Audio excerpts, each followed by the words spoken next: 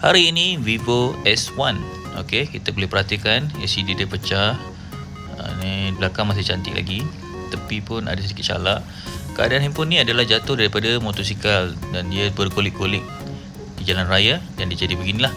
So kita buka dulu first step, iaitu SIM tray dia. Kita letak di sini dan kita akan buka cover belakang dahulu.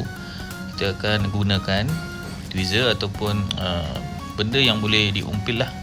Penting tidak terlampau keras, tidak terlampau ni. Boleh juga guna kuku, tapi untuk permulaan ni kita gunakan besi dulu sebab dia terlampau ketat. Sebab mungkin dia belum pernah dibukakan. Okey, kita cuba dulu. Okey, dapat ruang sedikit di sini dah. Okey, kemudian kita tahan dia. Kita buka.